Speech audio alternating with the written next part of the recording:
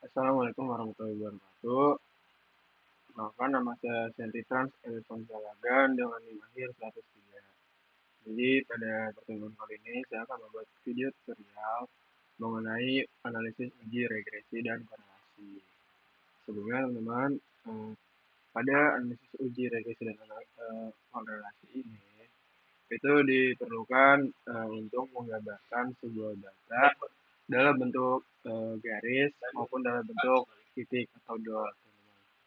Nah, fungsinya itu supaya kita lebih mudah membaca data tersebut. Nah, teman-teman, kita langsung masuk saja ke materinya. Ini sebelumnya adalah rekap dari materi yang saya lakukan di praktikum sebelumnya. Pertama-tama, teman-teman bisa langsung menyiapkan sheet baru atau uh, pokoknya sheet baru, halaman baru, teman-teman.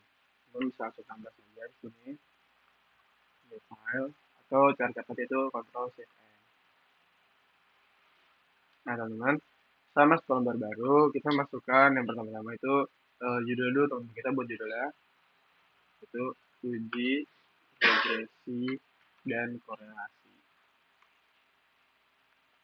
Setelah sudah, kita bisa langsung lanjut ke masuk ke cara mengolah data, teman-teman.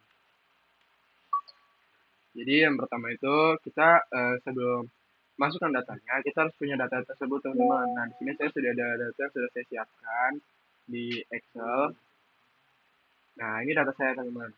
Data saya itu berjudul tentang permintaan pupuk ternak dan harga dari pupuk ternak, teman-teman. Nah, teman-teman, sebelum mulai bisa langsung menyalin data dari Excel, teman-teman. Cara itu dengan cara Ctrl A, kemudian Ctrl C, itu untuk menyalin semuanya. Nah, setelah sudah, pertama yang harus kita lakukan adalah kita masukkan komen data penjualan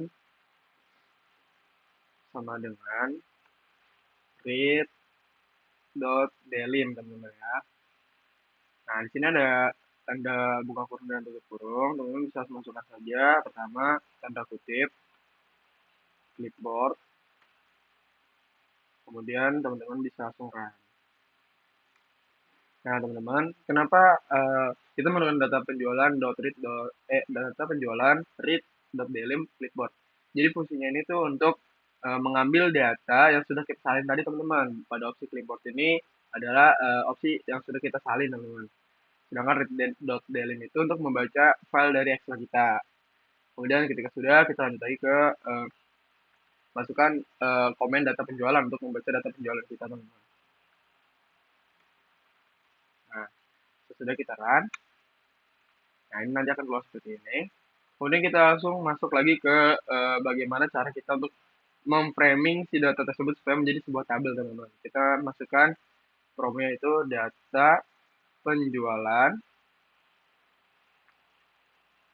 sama dengan data.frame. Nah, ini teman, data.frame. Kemudian ada tanda kurung lagi. Kita masukkan nama data kita, yaitu data penjualan. Si data penjualan. Kemudian kita run. Setelah kita run, kita akan membuat variabel Y dan Excel, teman-teman. Pertama-tama kita membuat variabel Y dulu, teman-teman. Variabel Y itu biasanya menggambarkan tentang variabel independen, teman-teman. Variabel dependen, teman-teman. Jadi pertama-tama kita lakukan masukkan data penjualan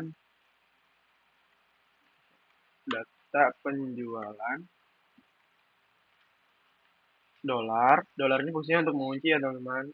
Kemudian masukkan permintaan alias data dari punya kita, teman-teman. Data kita kan tadi namanya permintaan pupuk ternak dan harga ternak ya, teman-teman. Nah, untuk di bagian variabel Y ini kita masukkan permintaan ternak dan jumlahnya dalam bentuk ton, teman-teman. Setelah sudah kita run, ini kita masuk ke X. Variabel X ini kita masukkan sama seperti tadi, teman-teman. Data penjualan dolar. Nah, ini bedanya adalah untuk bagian harga ya, teman-teman, harga baku ternak. Itu kita selesai ya, yang harga baku ternak dan dalam bentuk kilogram juga, teman-teman, rupiah dan kilogram. Dan sekarang, kemudian setelah ini kita masukkan from baru, yaitu regresi, teman-teman. Nah, regresi itu gunanya untuk menampilkan persamaan garis, teman-teman. Kita masukkan regresi sama dengan LM. LM itu gunanya atau LM itu atau linear model itu gunanya untuk menampilkan regresi linear, teman-teman. Kemudian kita tutup kurung Y, terus kita beri wave, kemudian kita masukkan X. Ini kita run. Setelah sudah kita bisa masukkan komen regresi, teman-teman, untuk membaca data regresinya. Kemudian kita run. Setelah sudah, nanti bakal keluar hasil seperti ini, teman-teman. Ini adalah rumusnya, teman-teman. Nanti akan keluar hasil dari koefisiennya dengan intercept sebesar ini, teman-teman. Untuk intercept pertama di 111,8 sekian, dan untuk X-nya di min 0,016, teman-teman. Nah, setelah sudah, kita lanjutkan lagi dengan memasukkan komen summary, teman-teman, untuk menjumlahkan dan menampilkan data-datanya, teman-teman, ya. Summary, kemudian masukkan regresi. Setelah sudah kita run. Nah, nantinya akan keluar hasil yang lebih detail, teman-teman, tentang data-data yang ada. Nah, ini contoh sebenarnya dari data residual, data koefisien, intercept, signifikan code-nya, dan residual standar error, teman-teman. Setelah sudah, kita bisa langsung saja masukkan data plot, teman-teman. Kita masukkan comment plot. Kita klik saja plot. Nah, nanti kan ada tanda kurung lagi, teman-teman. Di dalam tanda kurung ini kita masukkan yaitu X, Y, X lab. Nah, nanti kalau ada kayak gini langsung diklik aja, teman-teman. Kemudian kita masukkan judul kita. Jangan lupa di tanda kutip untuk judul, yaitu harga pupuk ternak. Setelah sudah, kita next ke samping dari tanda kutip tersebut, teman-teman. Kita buat lagi yang baru, YLab. Seperti bahasa kayak tadi lagi, teman-teman. Jangan lupa masukkan sama dengan ini, atau kalau sudah ada tinggal diklik saja. Dan kemudian kita buat tanda kutip lagi. Di YLab ini kita masukkan data permintaan pupuk ternak, teman-teman. Permintaan pupuk ternak. Nah, setelah sudah, teman-teman, kita bisa langsung run saja di bagian plot ini. Kemudian setelah sudah melakukan run di bagian plot, kita masuk ke bagian upline, teman-teman. Atau upline itu digunakan untuk menampilkan garis, teman-teman. Nanti ini kan teman-teman bisa lihat di bagian sini itu ada dot atau titik-titik yang berasal dari data-data yang teman-teman lagi olah gitu, yang sedang teman-teman olah. Nah, karena dari data ini itu tidak langsung menampilkan kayak ini tuh tergantung linear apa sih gitu, teman-teman. Nah, nanti teman-teman akan menampilkan garis di dot ini, di sepanjang dot ini dengan cara melakukan atau menginput from, yaitu upline. Kemudian buka kurung, masukkan regresi, kemudian tutup kurung, teman-teman. Nah, teman-teman bisa langsung run aja. Nanti akan keluar garis seperti ini, teman-teman. Nah, setelah sudah, teman-teman bisa langsung melakukan step terakhir, yaitu step terakhir adalah dengan cara menghitung korelasi, ya, teman-teman. Nah, korelasi ini kita masukkan promnya itu core.